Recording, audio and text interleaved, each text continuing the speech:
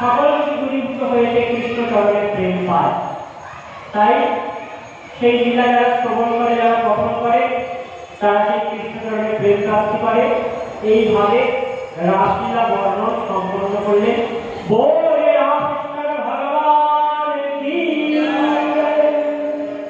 এরপর রাস সম্পন্ন হলে এইভাবে ভগবান কৃষ্ণ আরো লীলা করছে। একবার কংসমামা পরিষ্কার নামে অসুরকে পাঠালেন। তিনি ষাঁড়ের ধারণ করে এলেন, কৃষ্ণকে খুঁজছেন। কৃষ্ণ যখন সন্ধ্যাকালীন সময় গভীর লগ্ন গরু চড়িয়ে ঘর ফিরছে, এমন সময় কৃষ্ণ দেখতে পেলেন অরিষ্ঠাসুর বৃন্দাবনকে তছনছ করছে।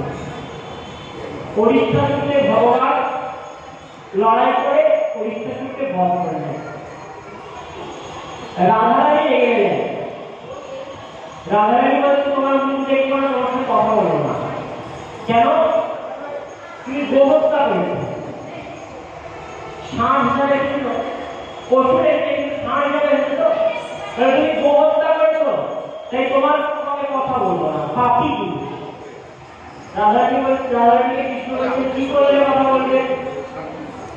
তখন রাধারানী বলছে, তুমি যদি সমস্ত তীর্থের জলে স্নান করতে পারো তবে তুমি পবিত্র হবে, তারপর তোমার সাথে কথা বলবো, তারপর তোমাকে স্পর্শ করবো। কৃষ্ণ বলে, আর বড় ব্যাপার নিজের বাঁশিটিকে মাটিতে ফেঁকে দিলে একটি বিরাট বড় গর্ত তৈরি হলো। সমস্ত নদীগণকে আহ্বান করলেন, তোমরা এসো, সপ্ততীর্থের নদী এসো, তোমরা এসে এর মধ্যে পড়ো। সবাই মিলে এলো। সবাইকে যখন পেলের কাছে কৃষ্ণ অবগাহন করলেন, ডুব দিলে, চান করে উঠে এলেন। নাম হলো শ্যামকুণ্ড। বলে এইভাবে শ্যামকুণ্ডের উৎপত্তি হলো। এবার কৃষ্ণ বলছে, আমি তো মেরেছিলাম গোপটাকে তোমাদের জন্য, আমি পাপমুক্ত হয়ে গেছি, কিন্তু তোমাদের জন্য মেরেছিলাম, তোমাদেরও পাপ হয়েছে। যে বধ করে তার যেমন পাপ, যাদের জন্য বধ করা হয় তাদেরও পাপ আছে। তোমরা পাপ পবিত্র হবে কি করে? যাও আমার জলে যাও। সখীগণ বলছে, না, ওই জলে গোহত্যার পাপ আছে, তখন যাবো না। আয় সখী, আমরা পুণ্য পালন করি। অত সখীগণ নিজে নিজে হাতে যত কঙ্কন ছিল, কাঁচের চুড়ি ছিল, সেই চুড়ি খুলে, চুড়ি ভেঙে, সেই চুড়ি দিয়ে একটি কুণ্ড খনন করতে আরম্ভ করলেন। কুণ্ড খনন তো হয়ে গেছে, জল সব সখীরা করেছে, পাত্রে করে জল ভরে যমুনা থেকে জল আনছে। আর কৃষ্ণ কি করছে? ওই সব পাত্রকে ঢিল ধরে ধরে সব পাত্রকে ফুটো করে দিচ্ছে। জল আনতে পারছেন না সখীগণ। কৃষ্ণ দূর থেকে বলছে, আমি কি সাহায্য করবো? বলে, না, তোমার সাহায্য চাই না। তখন ভগবান কৃষ্ণ তার কুণ্ডে থাকা সমস্ত নদীগণকে বললেন, যা যা, রায়করণ আলিঙ্গন কর, রায়করণ হৃদয় হক। যদি তোদেরকে ওরা তাদের কুণ্ডে ফাঁস দেয়, তাহলে পরম পবিত্র হয়ে যাবে। তাই সমস্ত নদীগণ মিলে রাধারানী বন্দনা করলেন। রাধারানী খুশি হলেন, করুণাময়ী, করুণার বিগ্রহ। একবার কৃষ্ণ দান করছে, যে যা প্রাপ্ত আছে তাকে সেই রকম ভাবে তিনি স্বর্ণ দান করছেন। রাধারানী দেখে হচ্ছে এটা কোনো দান হলো না। কৃষ্ণ বলে, কেন? যে যা দেয় তাই দিচ্ছি। রাধারানী বলে, দান কাকে বলে? আমার কাছে দেখে আছে। বর্ষানা, রাধারানীর বর্ষানা মানে কি? যেখানে বর্ষণ হয়, কৃপার বর্ষণ হয়, তাকে বলা হয় বর্ষানা। তাই সেই বর্ষানা মানে রাধারানী দান করছে। যে খালি হাতে আসছে তাকে পাত্র দিয়ে দান করছে। সবাইকে নিয়ে নিয়ে পাত্র দান করছে। অর্থাৎ রাধা কৃষ্ণ যে যেমন ভাবে আসে তাকে তেমন দেয়। আর যদি এইটুকুনি অঞ্জলি হয় তাকে এইটুকুনি দেবে। কারণ যদি বড় খাওয়া হয় বড় দেবে, ঠিক সেরকম যে যতটা সাধন করে দেয় কিংবা বলবে কৃষ্ণ, কিন্তু রাধারানী কি করে? বলছে, তোমার অঞ্জলি ছোট হোক আর বড় হোক, তিনি নিজে তোমাকে বড় পাত্র বানিয়ে দেবে, তারপরে সেই প্রেম তোমায় দিয়ে দেবে। এই হচ্ছে রাধার করুণা, এই হচ্ছে রাধার প্রেম। তাই বিশ্বভানুরাজ রাধা সেই করুণাময়ী রাজধানী বললে তোমরা যাও। সমস্ত নদীগণ সেই কুণ্ডের মধ্যে প্রবেশ করলেন। নাম হলো কঙ্কন কুণ্ড। যেহেতু পুরীতে করে কুণ্ড খনন করা হয়েছে, নাম হলো কঙ্কন কুণ্ড। পরবর্তীকালে সেই কুণ্ড চাপা পড়ে যায়। সেই কুণ্ড বাঁধিয়ে দিয়েছিলেন কৃষ্ণের নাতি অনিরুদ্ধ, তার ছেলে ভোজ। কিন্তু তারপরে পরম্পরাক্রমে চলতে চলতে সেই কুণ্ডের উপর মাটি জমা পড়ে যায় এবং তার উপর ধান ক্ষেত হয়। একবার ভগবান শ্রীকৃষ্ণ চৈতন্য মহাপ্রভু বৃন্দাবন যাত্রা করেছিলেন। সেই আরিক গ্রাম, যেখানে অনিষ্ঠকে বধ করা হয়, জায়গাটার নাম আরিক গ্রাম। সেই আরিক গ্রামে গিয়ে ভগবান শ্রীকৃষ্ণ চৈতন্য মহাপ্রভু সেখানকার মাটি নিয়ে, ধান ক্ষেতের মাটি নিয়ে কপালে করলেন। বললে এটা কোনো ধান ক্ষেত নয়, এর তলায় লুকে আছে আমার রাধা, রাধা কুণ্ড তার নাম। ভগবান শ্রীকৃষ্ণ চৈতন্যের রাখা নাম রাধা কুণ্ড। বলে রাধা কুণ্ড কি, এটা রাধা কুণ্ড। তাই ভগবান তার মাটি কপালে মাটি করলেন। এখন একটা বিরাট একটা প্রতিদ্বন্দ্বিতা হয়ে গেছে সাদা তিলক কালো তিলক নিয়ে। কালো তিলক মানে রাধা কুণ্ডের মাটি, আর সাদা তিলক মানে এটা আমি করেছি গোপী কুণ্ডের মাটি। এই নিয়ে একটা এখন দ্বন্দ্ব চলে। অনেকে বলে যে কালো তিলক শ্রেষ্ঠ, অনেকে বলে সাদা তিলক শ্রেষ্ঠ। কেন? মহাপ্রভু কালো তিলক করে তাই শ্রেষ্ঠ। আসলে মহাপ্রভু সারা জীবন সাদা করে দিতে বলে একবার কি কালো করেছিল, তাই শ্রেষ্ঠ দুটোই। আমাদের সবকিছু নিয়ে একটা নিজেকে শ্রেষ্ঠ মনে করার বিচার চলে আসে, কিন্তু না, সবটাই শ্রেষ্ঠ। যে কোনো ভাবে তিলকমালা অন্য কিছু করে না। একজন বলছে কি হবে তিলকমালা কপালে ঘড়ির চিহ্ন কাটা, কি হবে বিধবাঙ্গে করো, শুধু বাইরে তিলকমালা থাকলে হলো না, তাতে কোনো লাভ হয় না। मीराबाई বলছে तुलसी पीने से हरी मिले तो तीनों में पूरा अर्थ भाव। যদি তুলসী মালা করে হরি পাওয়া যায় তাহলে গোটা গলায় আমি তুলসী গাছের ঝাড় করে দেবো। পাথর पूजने से हरी मिले तो मैं खुशबू पा। যদি একটা সরকার পুজো করে হরি পাওয়া যায়, उधर বড় বড় পাহাড়ে পুজো করবে। तीरथ भगत से हरी मिले तो बहुत रहे सारा। যদি ঘাস খেয়ে হরি পাওয়া যায় তাহলে ছাগলরা আগে হরি পেত। तीन छोड़ के हरी मिले तो बहुत रहे हैं पूजा। यदि तीन साले होली पाया जाए ताले जरा नौकुंसक तारा आगे होते तो हलगुण खाते हरी मिले तो मैं बाबू बंगलाई।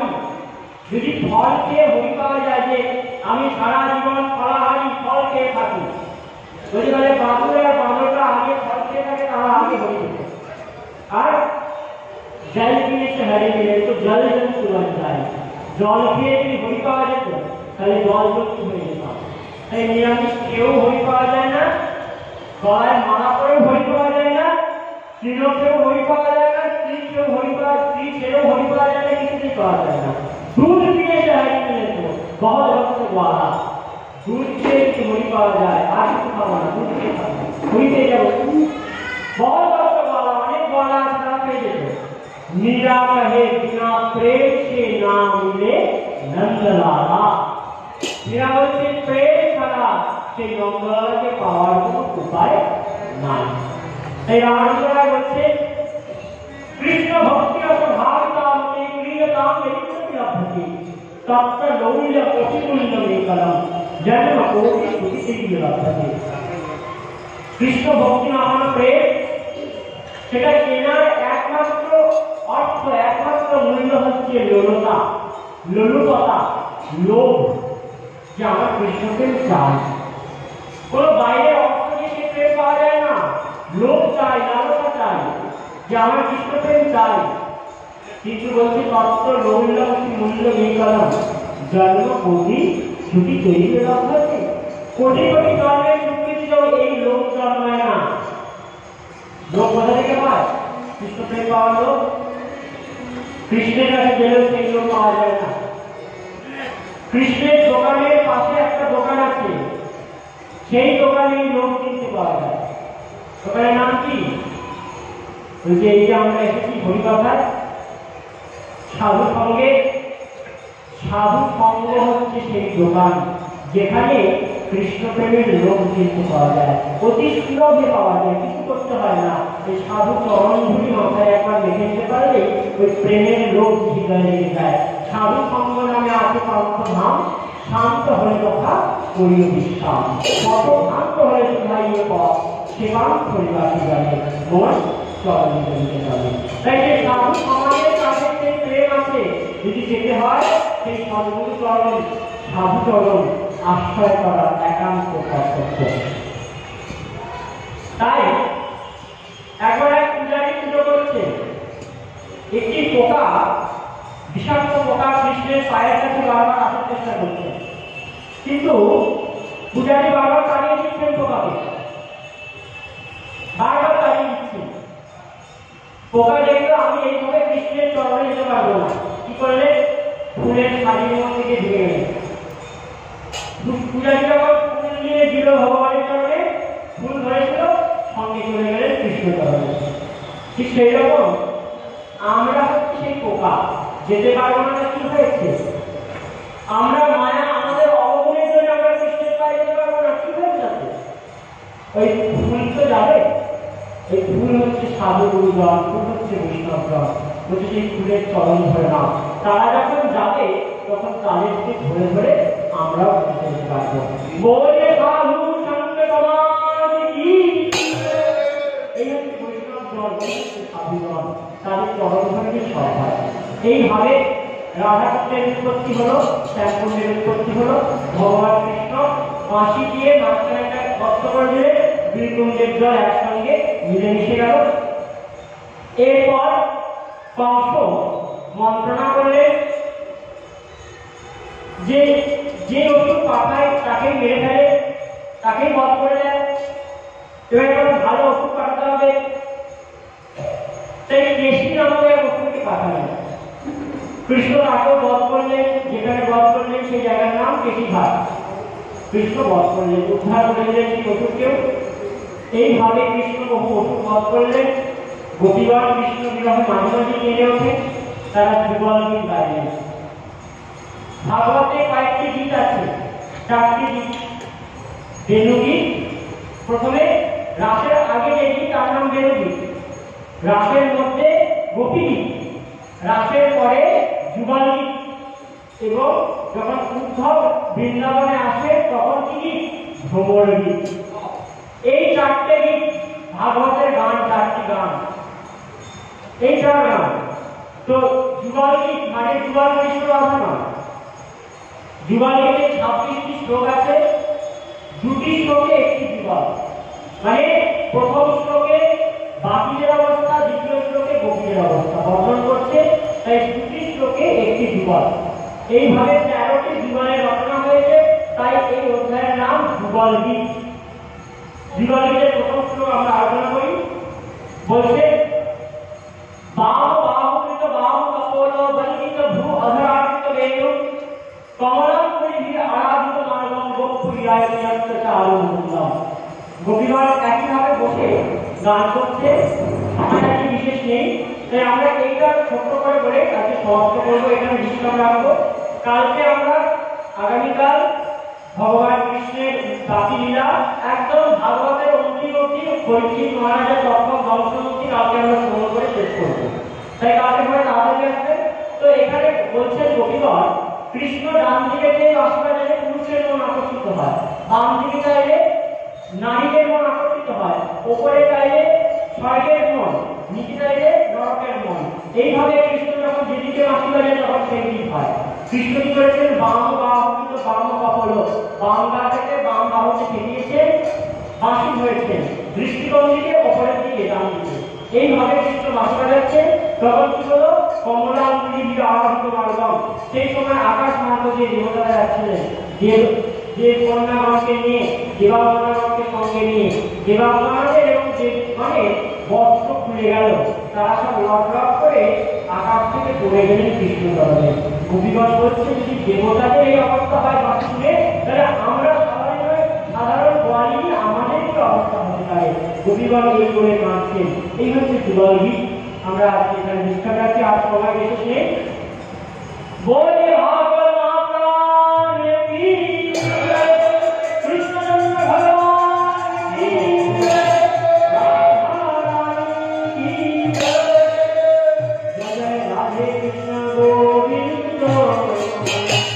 Jai